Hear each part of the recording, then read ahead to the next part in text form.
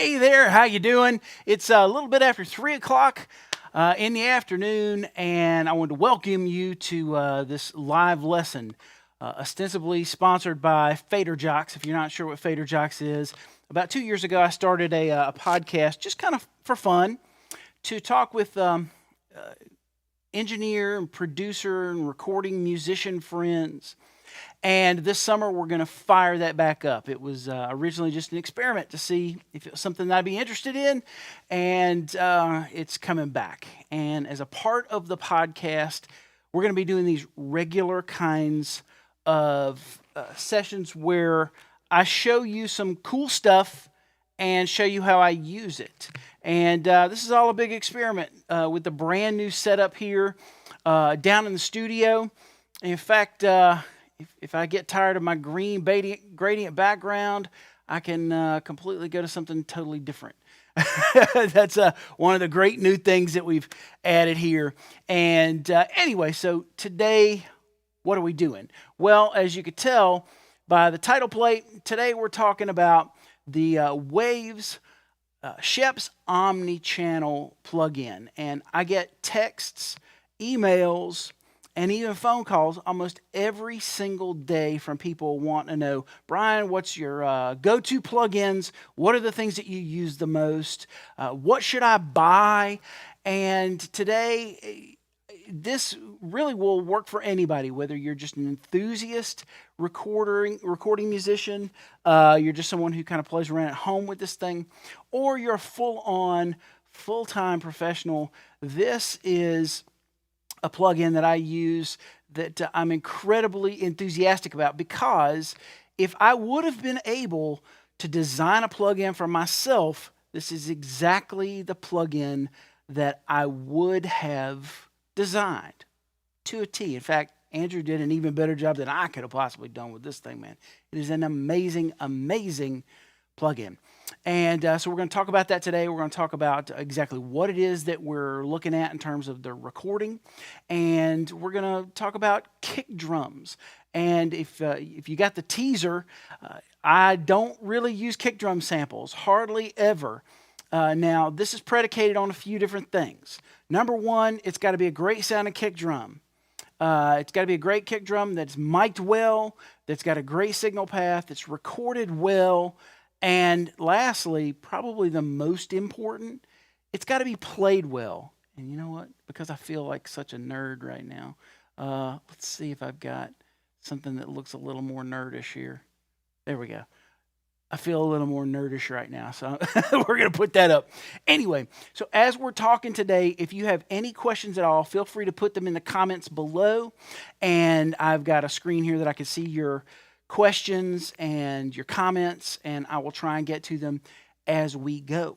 And so let's talk about, there's so many things I could say. I'm excited, I'm amped up about this.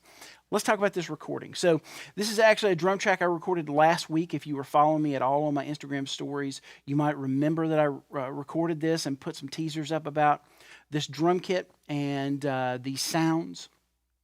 Unfortunately, because this is a song that won't be released for another couple of months probably, I can't really play you the track, but we can certainly play you the drums and let you hear what those things sound like. So let's go over to, I've got two mice here and a whole lot of backgrounds. That's too dark. I don't like that one. Let's go back to the other one. The other background's kind of cool, don't you think? All right, so let's talk about this drum kit.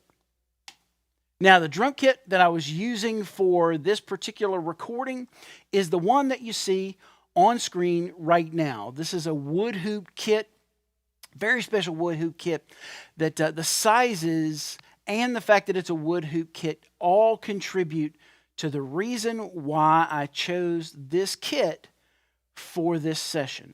So what we've got there is a 26 by 14 inch kick drum. So really, really large and kind of shallow. Let's see, the rack tom that you see is a 13 inch rack tom.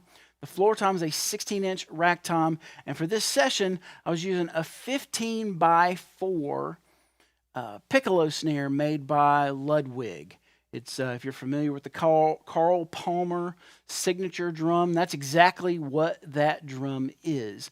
And I want you to see this kit and see these cymbals so that you get an idea of the kind of sound that we were going for on this track. You'll notice that the crash cymbals, the ride cymbal that's there, that ride cymbal has got probably, I don't know, 30 Cuban cigars that I smoked and blew directly onto that cymbal. That's why it kind of looks like that, among other things. But, and then those hi-hats are from like, I don't know, early 60s maybe. They've got a really, really funky sound to them. That crash cymbal to your left, probably, I don't know, late 60s maybe. Kind of an off-brand from that you've never ever heard of before. Anyway, you get the idea. It's a funky, funky sounding drum kit. Now let's look at the miking setup because this is also important. Now you'll notice that there's no hole at all in the front bass drum head, and that's partially because that's the way I wanted it. Also because it just sounded better that way. The only muffling that's in this drum at all is a felt strip just to the left of center that goes from top to bottom. That's the only muffling at all on this kick drum. And you'll notice there I've got an AKG D112. And that D112 is, you can't tell from that picture, but it's about 3 or 4 finger lengths, like if you lined up your fingers almost like you were about to karate chop somebody, and you stuck it between the head and the mic. That's about how many fingers there are between the mic and the front head. It just sounded better in that spot. And then right next to that is a Solomon Low Freak. It's real similar to a sub kick made by Yamaha. So if you've ever seen the sub kicks made by Yamaha, you know exactly what that is. And all it really does is it captures sub-low end and really gives you a lot of extra oomph through the kick drum sound. So those are the two mics that are capturing the direct kick drum. And then we've got some room mics and some other things that are capturing the entire kit. And we'll go through some of those mics. So real quick, before we talk about any of the stuff that I'm doing to mix, I'm going to flip over and we're going to take a look at just the dry kit. This is the kit with nothing else done to it except being recorded. It's just mics and balanced. That's all you're going to hear here. So let's take a listen.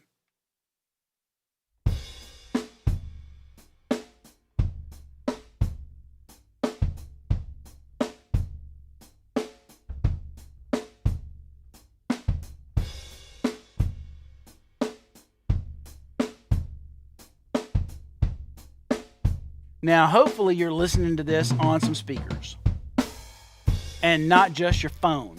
Because if you're just listening on your phone, you're not really getting the full picture of what this kit's doing. So if you're online today and you're watching, by all means, make sure that you go and check this out with some speakers. Either right now, run to your computer, run to anything that has some speakers, or after the fact. This will be the recorded version of this will stay up, and you'll get to check it out. So that's the raw kit. Now, let me give you a little bit of a contrast. Here is that same kit, but now what we're going to do is I'm going to let you hear sort of the end product. This was the mix that I put together for the producer, just a rough mix of the drums.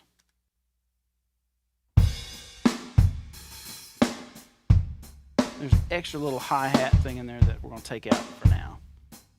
Come to that in a second.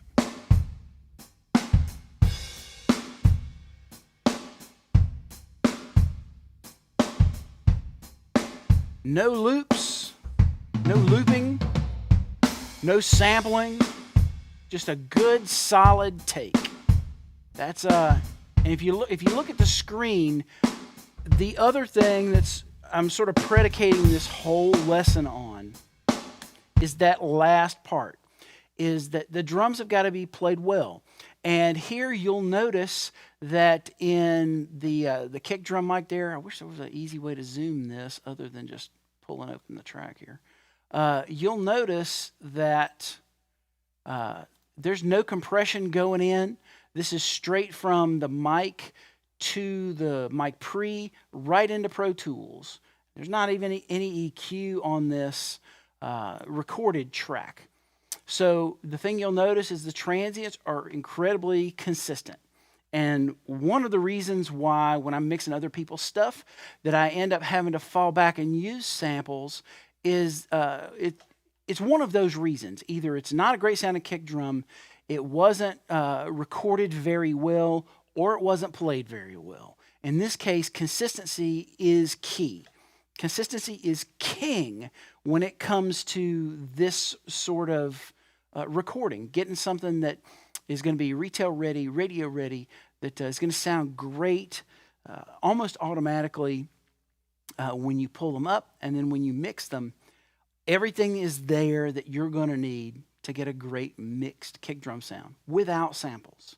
So let's tear this thing apart a little bit. I'll talk for just a second about the mix and what I used, and I'll just kind of highlight right here with my cursor and let you see here are all the main drum tracks right there. And the only things that I'm using to mix this drum kit are, number one, I'm front loading everything with Universal Audio's Studer tape plugin. You'll see what the benefit of doing that is here in just a moment.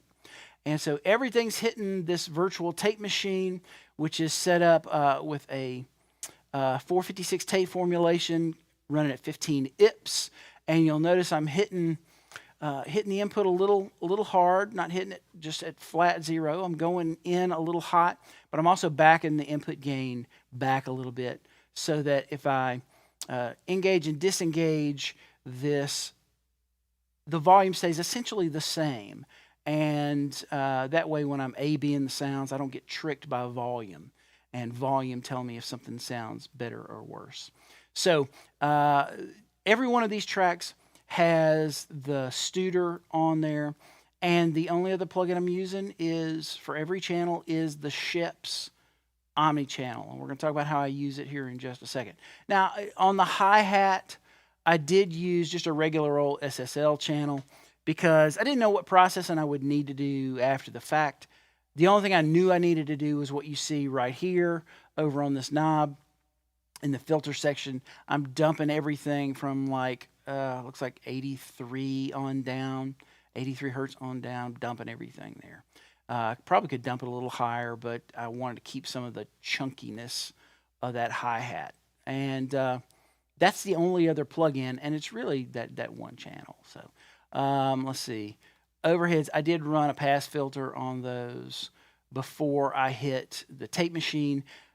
This pass filter, I'm just using Avid's EQ3 plug-in, and I'm using a high-pass filter set at about 70 hertz for the overheads, and on the room mics, should be maybe a little lower, 60.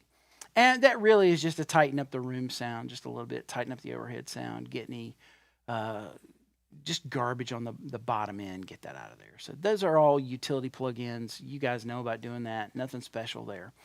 What's special is the way that I'm using this Scheps Omni Channel. Now, I'll tell you how I used to set up my chain for mixing with any drum or overhead. Normally, before the Scheps Omni Channel, I would have used anywhere from 4 to 6 plugins on top of the tape emulation. So I might have the tape emulation, and then I may have some kind of console emulation, like a Neve console or an SSL console, or there's the new Focusrite one that's out that's pretty good too. But most of the time, I lean towards things that have a little bit of color and allow you to saturate them a bit. So I really dig the Neves. I dig the tube console emulations. Normally, I'd have one of those right after the tape emulation. Right after that, I'd have a utility EQ that takes care of any problems that I may have with the recorded sound, especially because I'm not using any EQ going in. There may be a few little bibs and bobs that I need to nip and tuck before we start to mix this stuff. Then I would hit a compressor that just manages transients. And in the case of this particular one, I wouldn't be hitting it very hard at all. I would just be hitting it hard enough to make sure that if there were any extra loud hits, that maybe the attack would get pulled in a little bit. So that's the next thing in my chain. I would have that I call it just the quick compressor. After that, I might have a musical EQ. This is where I do some tone shaping on what we recorded and really work on the shape of the sound of that particular drum or overhead or room sound.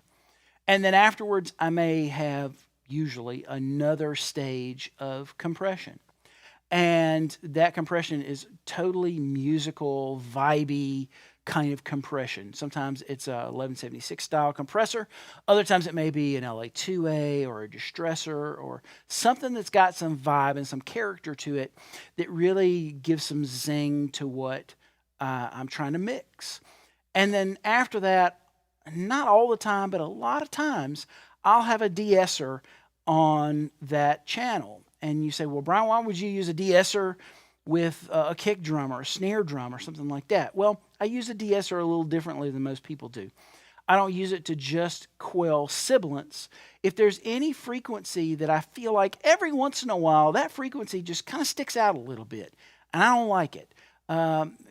It's not that I want to get rid of it all the time. It's just that at certain times I hear a particular frequency or a particular note, a particular color that sticks out in a sound, and I want to quell that at certain points. I'll use a de-esser, and I'll dial it to that particular frequency and, basically use it as a volume knob for that particular frequency. So that's the usual signal chain I would have used. And it takes a long time to set that stuff up.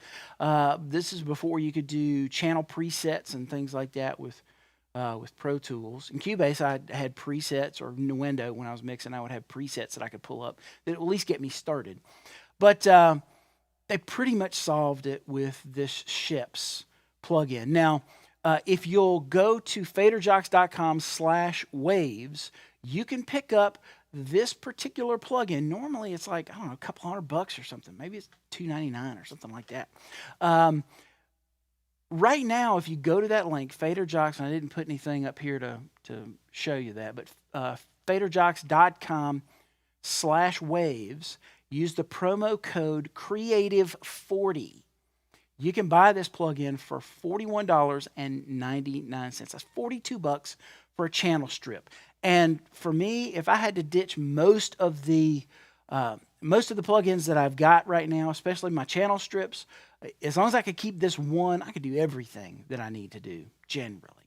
So just a plug for that. If you're looking at this and you're like, man, I want to get it now. I want to pick that up. That sounds amazing.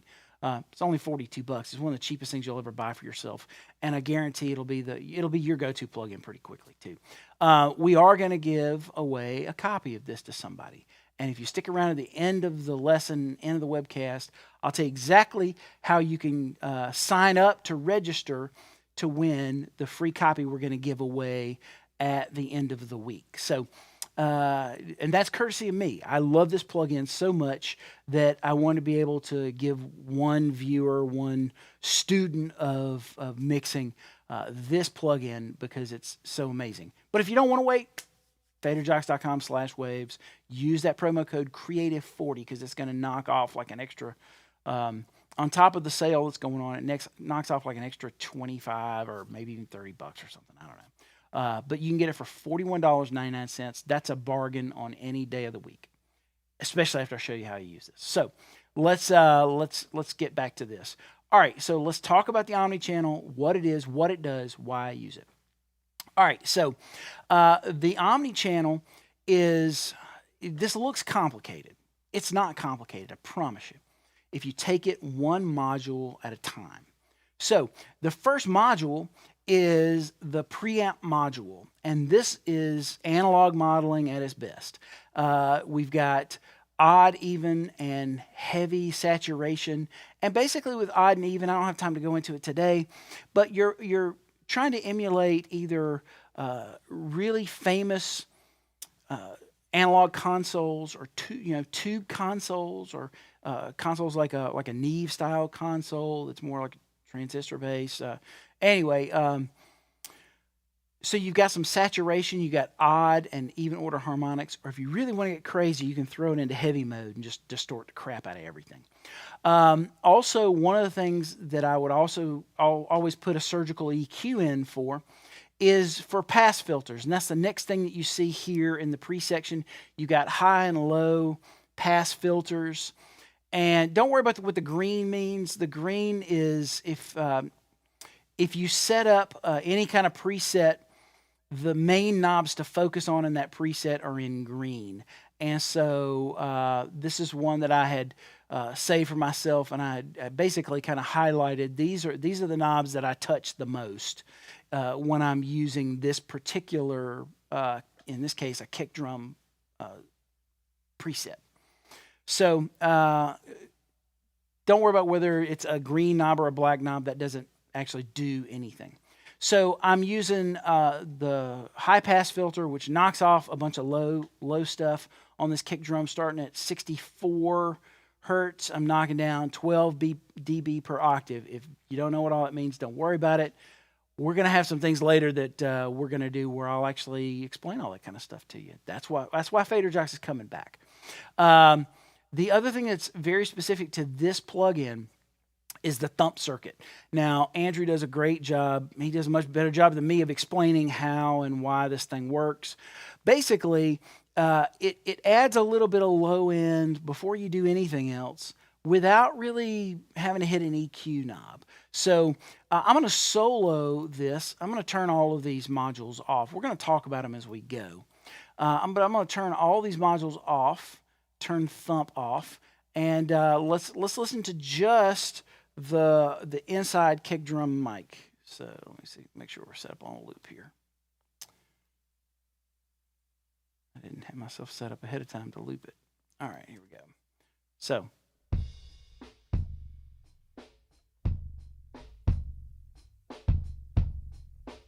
now, before I talk about Scheps, let's talk about why I'm using the tape on the front end.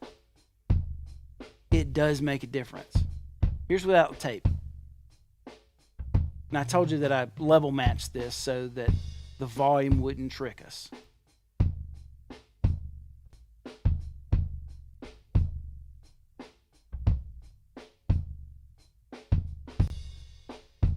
You'll notice that it's a little richer. It rounds off the edges a little bit.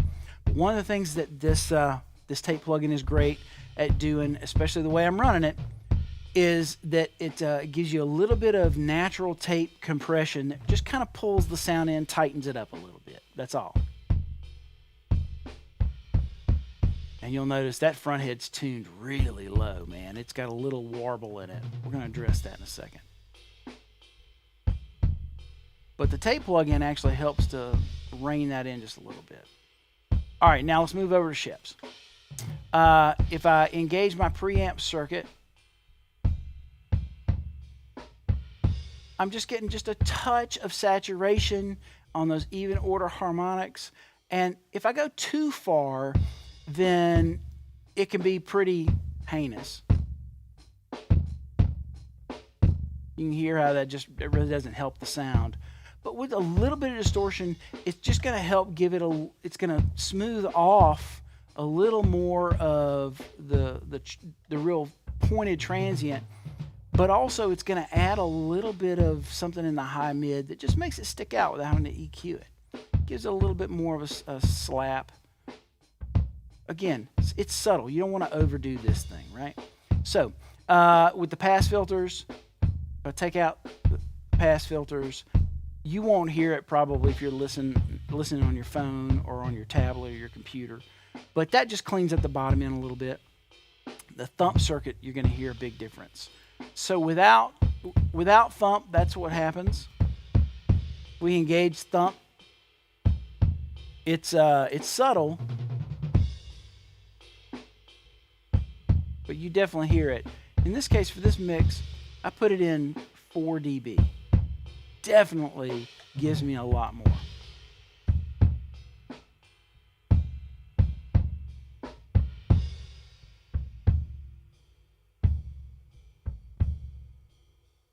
Oh, thanks, Mike. I appreciate it, dude. All right. Hopefully you'll get something out of this. I'm hoping. All right, so without the thump circuit, just makes it punch a little bit, you know, without having to do a whole lot.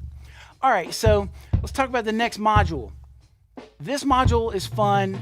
If you notice, if you grab these things in the right spot, which is generally around this, you can actually kind of drag these bad boys around.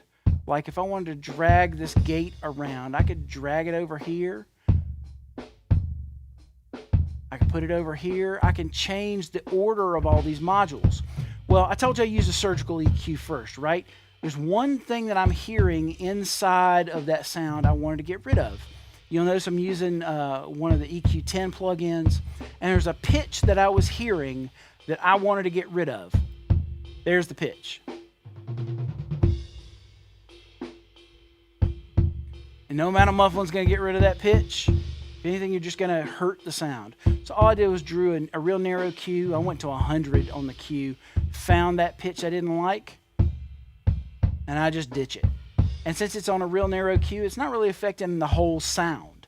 It's only going after that range or that pitch, but a little bit on either side of that pitch as well. All right, so I didn't mean to do that. So that's my surgical EQ. If I needed to do more to it, I could use my surgical EQ to pull stuff out or enhance things. I don't really need to do that right now. So you'll notice if you hit this little screen button, you can get access to a whole bunch more parameters. Now this next parameter I'm using is the gate expander. Now I'm using the gate and expander to do what you'd think you'd normally use a gate or expander for, which is to cut down on some of the bleed in that microphone. You hear a fair amount of that snare drum, a little bit of the hi-hat, definitely some cymbals. So this expander is going to help quell that. But what it also does, it allows me to control the length of the kick drum note. The length of the kick drum note. That kick drum is so big and so open, and those heads ring for so long, it's actually a little too long. And normally what you might do is you might try and tape that thing down and try and damp that drum. You end up killing the sound of the drum. For me, I don't mind if I have more sound than I need. I consider that raw kick drum sound like a big block of marble. And what I'm going to do is I'm going to chisel the beautiful kick drum sound out of that block of marble, the beautiful statue that's hiding inside of that block of marble. I'm going to chip away at the things I don't need to get to the stuff that I do need. So that's why I predicated this whole thing on. It's got to be a great sounding drum, mic'd well and recorded well, and played well. It's got to be played well for all this to work. Otherwise, I'm probably going to reach for some samples. If it's a bad drummer or a drummer that doesn't have a lot of recording experience, I might actually have to lean on some samples. But in this case, no. All right, so what the expander does is instead of a gate, notice how hard that gate just cuts off. Even if I were to lengthen the release on this thing, it's a gate. At a certain point, the gate closes. I want something that tapers off, almost like there's a little volume knob for the ends of the notes to allow me to control exactly the length of the note, but do it in a musical way. This way, you don't really hear the expansion being used because it just sounds like a natural decay.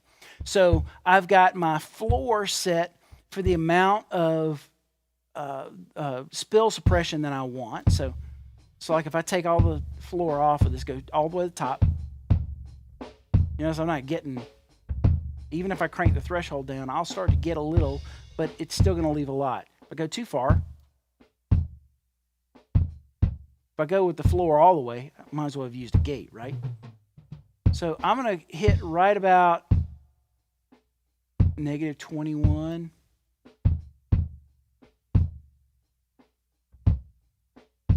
So that is going to give me the as much spill suppression as I feel like I need. And then my attack time is quick as a single go. I don't want the expander to affect the attack sound of this particular drum. And usually when I'm using expanders, I almost always do this. All right, so now what I'm doing is I'm riding the close and the release to adjust the length and the taper of the expander. So again, we're on the close, we're about negative 21.8 if I go all the way up.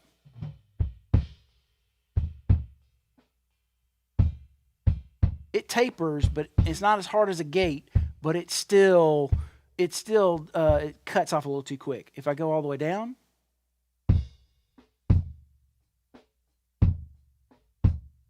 it's almost a little too long. So I just adjust that close till I get it to about the point where I go, that's good. And then the release as well, that lets me know how long to hang on to that thing once we get past the threshold. I don't mind that little bit of a bleed from the toms. So without it,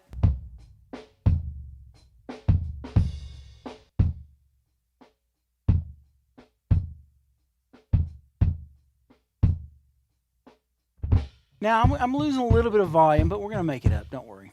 All right, so let's talk about this EQ. Since I got rid of the one problem that I had, this EQ now can be for musical stuff, and in this case, I'm doing a few things. I'm using each band, like a 4-band EQ. So you've got 3 bands that are designated as high, mid, and low. The high and the low have got 2 different kinds of shelving curves. One is this more musical thing where it dips before it rises. And then you've got just a regular shelving EQ. I'm actually using the high on this like I would, I'm using it parametrically. So what I've done is I've actually taken this up about 2.5 dB up in that 5.5-ish K range. And I want to let you hear why I'm doing that. That's not where all of the attack of the drum is, but that's where the zippier, prettier part of the attack is. So I roll in just a little bit of that, and then the main part of the attack is right here in this 2K range. So what am I, 4.6? So most of them, and I didn't play with the beater slapping and landing on, we call it buried into the head. I'm actually coming off the head. So there's not as much of a slappy attack because that's coming off. So I'm mainly EQing to pull a little bit more of that back in. The other thing with the mic being on the front, outside the front head and not really close to where the beater impacts, you're going to get a lot less of the attack sound. So I'm just using the EQ to bring those things back that mic placement is affecting the tone that I'm looking for. It's there, it's just not as prominent as I want it to be. All right, so you remember that range where we did a little notch out? In that same range, I'm also using a parametric to pull out a little bit wider scoop of that whole area because there's some nasty sound in there I don't like. It's non-usable sound. If anything, there's other instruments that would sound better that have tones in that range that sound a whole lot better than what that kick drum's giving me. So I'm carving a little bit of a dip out of there to get rid of that sound I don't like and also leave room for something else in the mix to poke through that little hole. So using it as a parametric. But this has, in both the mid-range and in the tone section, I just think of the tone as the 4th band of EQ. I don't think it as a tone knob necessarily. But if you were to use this wide-looking Q, then you could definitely think of it as tone. It's got a notch filter in it that if I wasn't doing the surgical thing and I didn't mind taking up a band here, I could do the surgical thing here. I just didn't want to use that up. I'm using it parametrically and using with a reasonably wide Q, nothing super crazy. And then down on the low, around 60 hertz, I'm goosing it up a little bit, about 1 dB. And I'm using that low shelf that kind of dips a little bit, maybe. So if I'm at 60, it's dipping somewhere around, I don't know, 75 to 70, somewhere in that 75. Nope, it's dipping. Yeah, that's right. Yeah, 75, 80, somewhere up there. It's dipping a little bit, making a little bit of a hole before it comes back up. And I'm just adding a little bit because the sub's going to do a lot of that. All right, not using the de-esser because the EQ took care of my one problem. Now let's, and if I have, you'll notice here that if I open this thing up, there's not a lot of extra parameters when I open this up. With any of these plugins, again, you can open these up and get access to a whole lot of other. We didn't talk about the side chain on this gate, but it's not super important right now. With the compressor. The thing I love about this compressor, and you'll notice that there's all kinds of side chain stuff that's in the back end of this that you don't see readily. This is essentially 3 families of compressors all in one module. So normally my starting compressor is a FET. And usually because it usually gives me a little bit of zing, a little bit of maybe a little grittiness depending on how I use it, and a little bit of vibe. In this case, I want to use an opto compressor because an opto compressor is a little slow. It's going to work on the back part of the note more. And in this case, since I'm putting a little bit of a taper on it, I want to make sure that I'm not cutting out too much of the fatness of the note. So by compressing this thing, letting that attack go through, and not really doing much with it, I'm actually using this compressor to handle mostly the back end. In this case, yeah, I mean, I'm at 8 milliseconds, but it's a slow 8 milliseconds, believe me. I mean, I could probably get away with maybe cranking this thing up. If I didn't have enough attack, the first thing I would do instead of EQing is I'd open up the attack on this compressor and make it even slower. We'll leave it there. I don't like that sound of that right now. I'm doing about, what is it, 3 to 1? Yeah, 3 to 1, and the release is, again, long enough to feel musical. In this case, I'm getting as much as about 3 dB of overall gain reduction, and we end up making that up on the end a little bit. Now, one of the things that's interesting about this this module on the Omni Channel is it has parallel compression built in. Normally, if I wanted to take a compressed sound and mix it with the uncompressed sound, I would have to either clone the track and do heavy compression on one of those tracks, or I would have to sidechain out of this thing and get the sound to go through, say, like an aux to a whole nother channel that had just the heavy compression on it, and then you balance the two of those. Well, this does all of that for you. So what I generally do when I'm dialing in my compression is I have it set to 100. 100% of the mix I'm hearing is the compressed sound. And then at 0, that's the uncompressed sound. Again, this is subtle, but it makes a huge difference when you put this stuff together. And in this case, I'm running about 75% of the more heavily compressed sound and about 25% of the uncompressed sound. It's a combination of the two that gives me overall sound. You notice I'm getting 3 or 4 dB overall of gain reduction up to this point. Now, I added back about a dB and a half. So I'm pretty closely matching the input and the output. I'm coming out a little hotter than I went in, but that's so that I can drive the output of this. The thing that's cool about this, I'm actually going to drive it a little extra. This is one of the few plugins I don't worry about hitting that red clip light, because in the case of this plugin, you got way more headroom than that clip light's allowing for.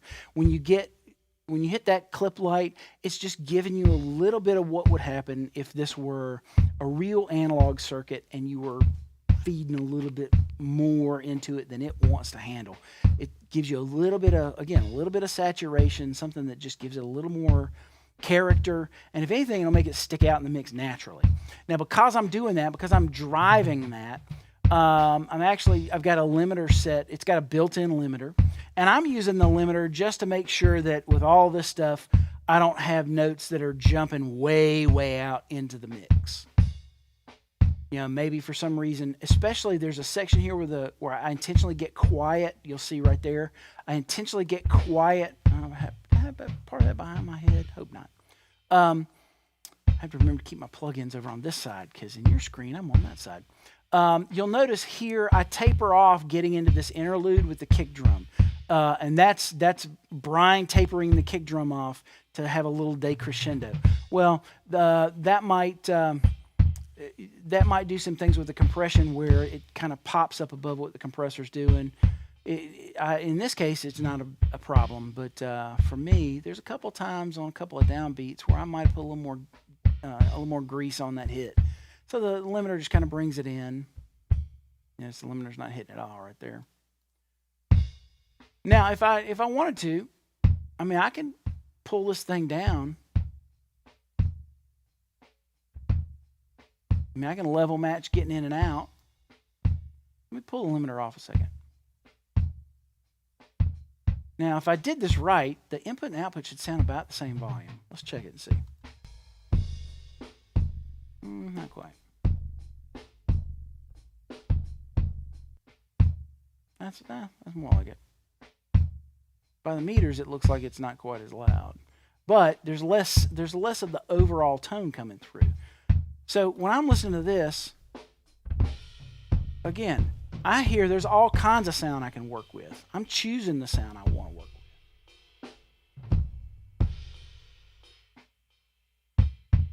So in this case, that's the part of the sound I heard I wanted to keep. Put that limiter back in just to make sure. All right, so that's the overall kick drum sound. Let's put it back in context. We'll come back around in a second.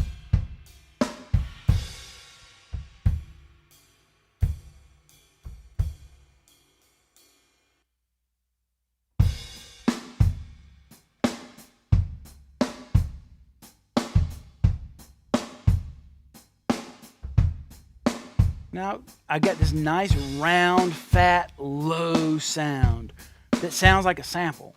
It sounds like some kind of cool hip-hop sample almost. And in some other lessons, we're going to talk about snare drums and toms and overheads. We're just doing kick drum today. So you may have a bunch of questions about that. We'll deal with that some other time. I appreciate you watching right now, though. Now, let's take a look at that kick out, that Solomon. Now I'm going to turn it up here so we can really hear it. Hopefully I don't overload our web stream with this. Woo! I know I'm getting a little clipping coming out of the channel there.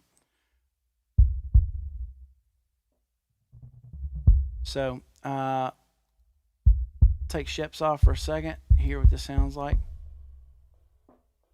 And if I take the tape off, that's what Scheps gives me.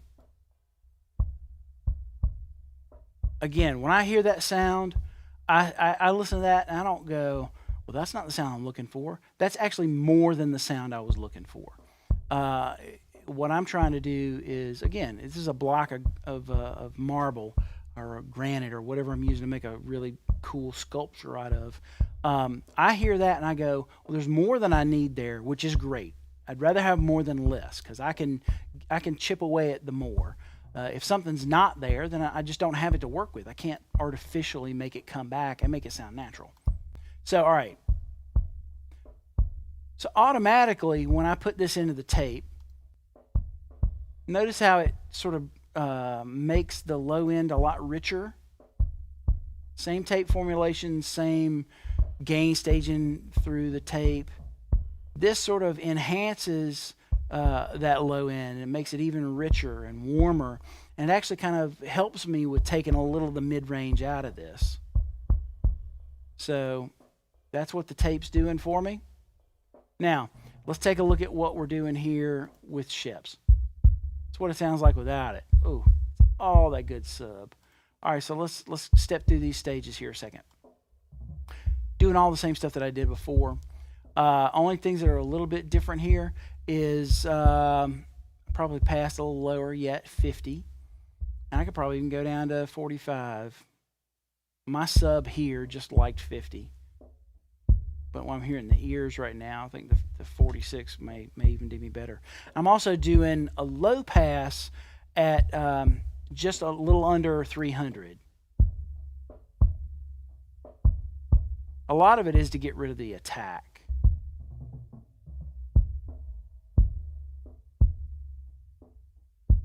A lot of the high mid stuff that does still poke through on that Solomon.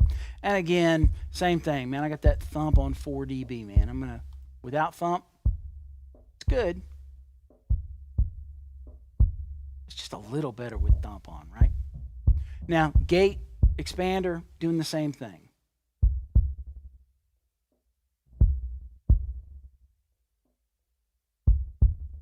Now, I have to be careful with this, though, because of the length of the waveform and how the expander's working. If I don't use this thing correctly, it's going to get a little crispy on the back end. It's going to sizzle a little bit, a little crunchy sounding. I'm trying to get the least amount of that I possibly can. Getting as much spill suppression as I can.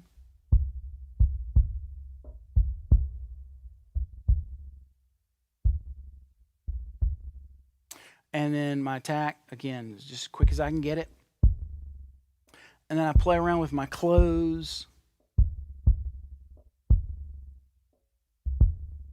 Part of that sound is that head flopping just a little bit because it's tuned so low. So I'm playing around with the release and the close in tandem with the threshold to control the length of the note. Basically, I'm trying to get it to taper off by the next snare drum hit.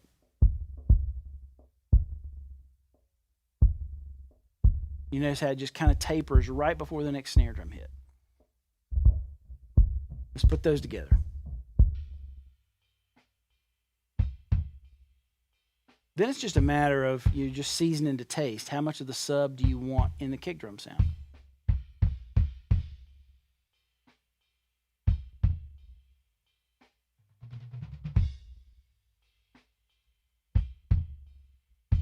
Pretty good so far. All right, I can still make it better though. So when kicking a little bit of EQ, of course, what am I doing? I'm gonna do about 4.5 dB around 60. I'm just gonna, I passed filtered it, high passed it just a little below that to shave off some stuff.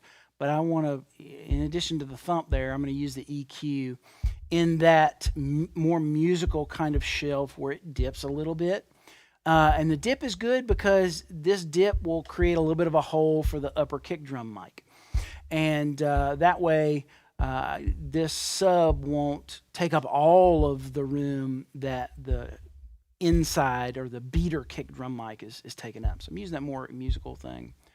We're down around 60 and I'm up 4 and almost 4.5 dB. Not doing anything here. With the tone, same thing. I bet you I'm pulling out in that same range. Even though I pass filtered pretty close to that right there, I'm basically kind of creating, the pass filter is not just it doesn't just lop off. It actually has in this case, a 6 dB curve, so it's a gentle thing. What I'm doing is basically creating an extra little divot in there that takes off around that 330, that nasty sound that I didn't like in the kick drum. In this case, I put it at 339. I'm dipping that out with the parametric at almost 6.5 dB. So I'm taking, it's almost like the curve, instead of just a nice gentle one, it's like it's got this little divot in it, and then it keeps going. So yeah, it's just taking out a little extra of that area that I don't like. And then the compressor, doing what compressors do. Crank it back up so you can hear it. In this case, again, because I'm putting a little taper on there, I'm just trying to enhance the taper more than anything. Make sure the taper stays fat as long as it can, and then has that, it's not an off, but it's a gentle enough taper that it's a nice fat kick drum sub low. 2.5 dB on the ratio, or 2.5 to 1. Sorry, 2.5 to 1 on the ratio. A longer attack, almost 15 milliseconds, and a fairly short release, believe it or not.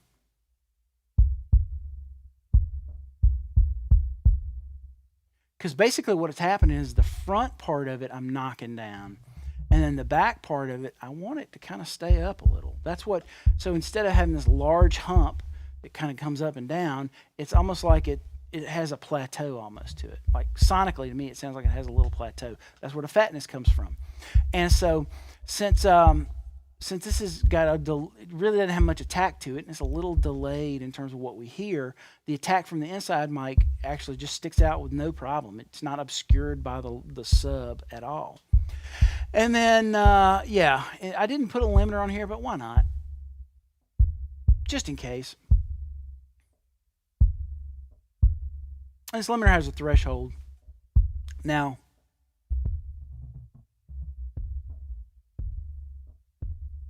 kind of a funky sound if you really dial into it. Anyway, so that's what I'm doing with the sub. And then we just put those together with those settings.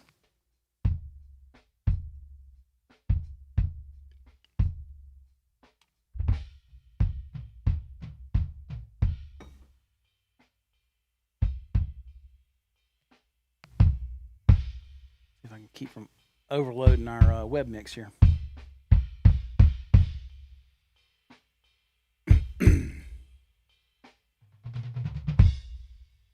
Some gum. All right. Pull it back in a little bit. Let's put it back in context.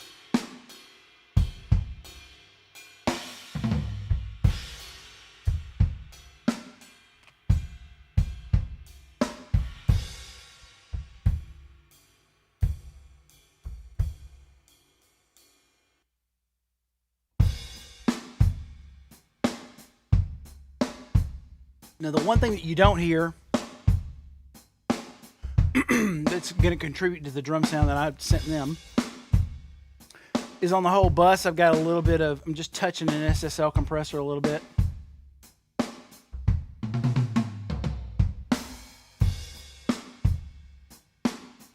Put back in this hi-hat thing that I played and made a loop out of. I could have played it with the groove, but I had a lot more control if I did it separate. In terms of the panning and the volume and the tone, I actually EQ'd this a little differently.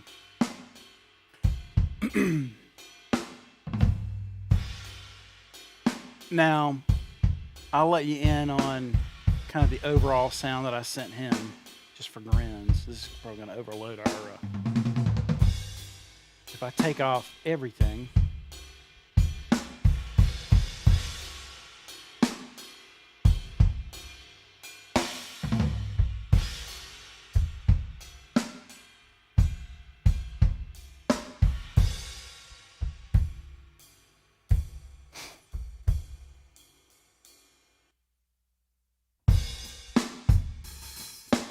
All right, so for context, take all this stuff off. I'll leave that one. A lot of that is just to kind of get the level up and give it a little extra zing. But let's listen to the mix now with that kick drum treated. We'll listen to the unmixed sound. If you listen specifically to the kick drum,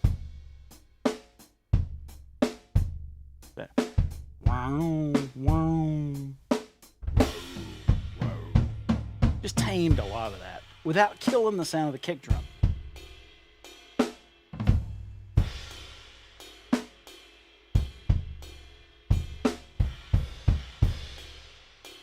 Get back around once you hear it mixed again.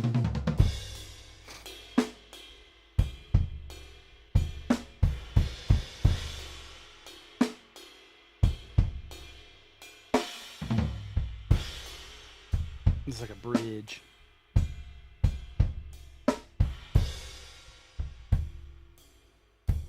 Turn my own volume knob down there. Let's listen to the other sound.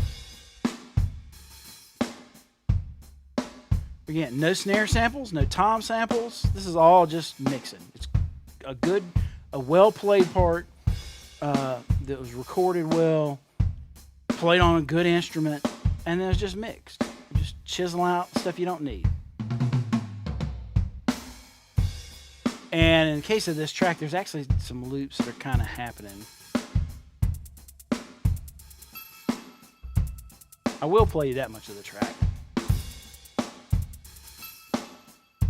And I will say, most people probably would have done like a 2-bar loop or a 4-bar loop, and maybe cut in the fills and stuff.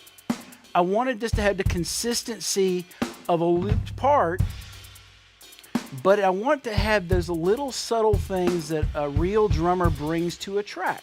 So even though the phrase itself is very consistent, over the course of the track, there are just little subtle things that make it have some organic lift and some life and some depth. So, but I couldn't swing too much from this particular pocket from section to section because there's some programming and stuff. And that's not all the programming either. That's just the programming for this particular section that you're hearing. There's some other programming and stuff in the main track. I have to ask the producer if we can at least play the music for this for you sometime.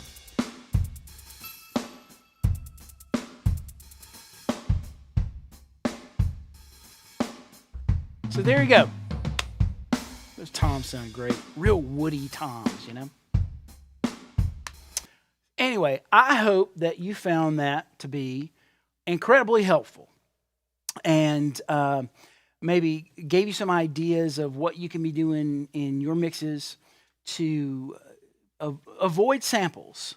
Not that samples are the devil or nothing like that, but if you've got a great instrument that's recorded well, that's played well by a good player, why would you want to obscure that with some samples when if you just know how to mix it right, you can get the sound you're looking for if they gave you the sound to work with. Now, if somebody sent me a kick drum that wasn't that at all, it was some 22 by 18 super dead thing, I may have to use a sample because I'm not going to get any of those tones out of that thing they recorded. But in this case, I recorded the sound I wanted. I just had more sound than I needed in the final mix. And all this is about just tone shaping and taking those sounds and carving the beautiful sound out of that big block of sonic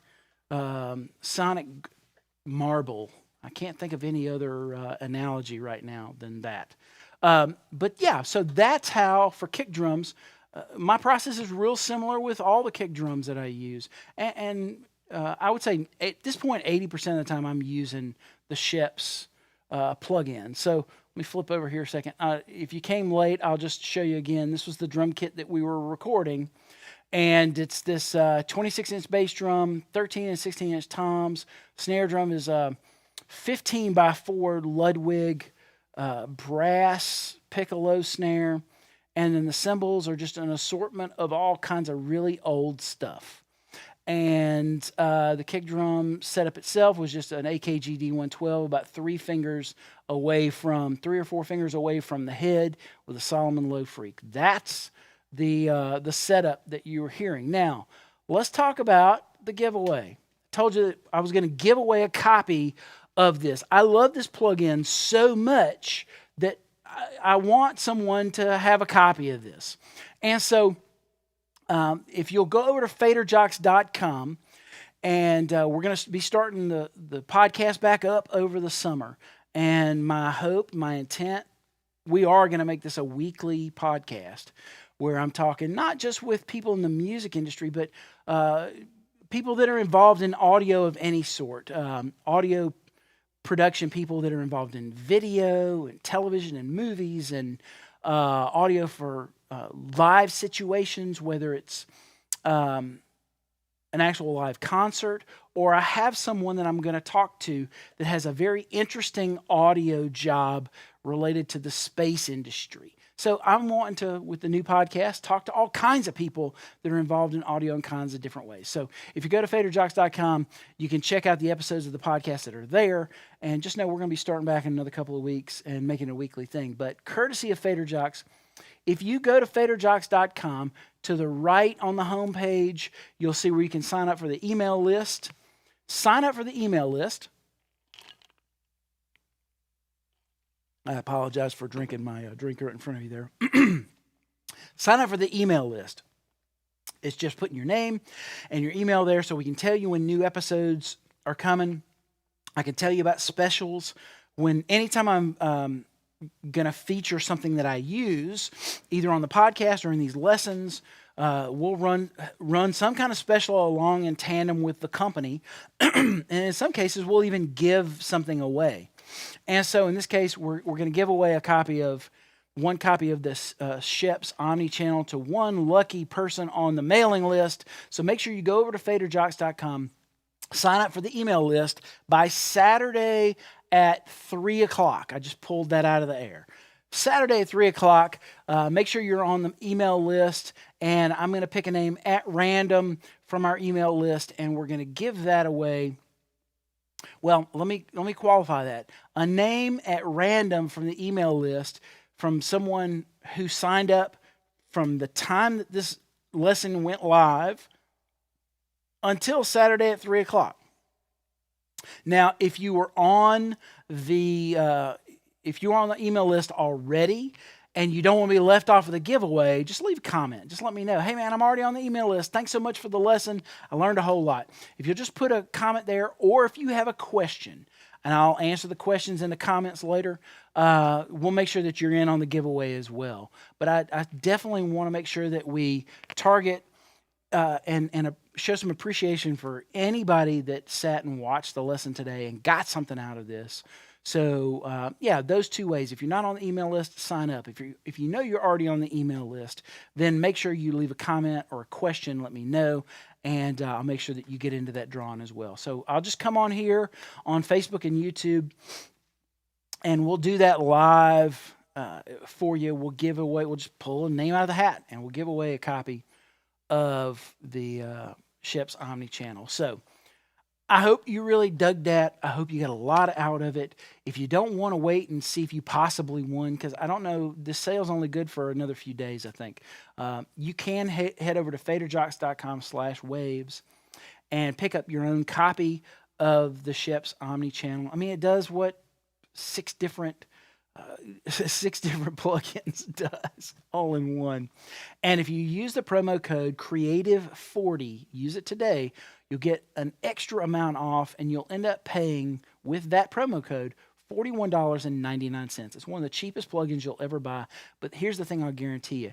It will very quickly become one of your go-to plugins. Like I said at the beginning of this, if I could have designed a plugin along with Waves, this would have been the one I would have designed. It does everything that I normally would have done with 4 to 6 other plugins in a chain, but it all does it in one plugin. And not only can I just pull it up and have everything there, I can save my own presets there. Whereas before, with all these different things, I had to save individual presets for each single plugin, or if I was in Nuendo Cubase, I could save the whole strip. But in Pro Tools, at the time, I couldn't do that. So now you can. I mean, consider it a way to save a whole channel strip worth of settings from one mix to another. So that's everything. I hope you really enjoyed this. I enjoyed talking with you about it, showing you how I use this. And we're going to do more of these. At least once a week I'm going to come out and we're going to do something like this. Next time we're going to talk about snare drums, specifically the snare drum that's in this particular mix. So we'll do one on snares, we'll do the toms, we'll do overheads and rooms, and then we'll do one specifically on the mix itself. So once I put all that stuff together in the individual channels, what decisions I make about the blending and the panning, what decisions I make about parallel compression on the overall picture, what decisions I make about reverbs, because there's a couple interesting. If you're looking at this screen right now, there's a couple of interesting things that you may notice specifically about what I'm doing with reverb. And I'll take that away so that you don't get all my secrets. I'm gladly giving you away because I learned this from other people, and none of this stuff is really secret. But that's it. That's all I got for you. And thanks so much for watching. Please share this with a friend. If you've got a friend that has their own studio that you feel like, hey, you get something out of this. If you're a member of any of the Facebook groups that Waves has put together for the different locales, please share that within your group. I'm going to share this in the Atlanta group and probably share this in the Atlanta recording community group as well. And I ask that you share this with your friends, because this is all about spreading knowledge. This stuff should not be voodoo. It shouldn't be some secret thing that only a select number of people know how to do. It's really not that difficult once you know what to listen for and how to use the tools. So that's all I got for you. I could talk for another hour because I just like hanging out with you, but we'll save that for later. Thanks so much, and I'll see you again next time.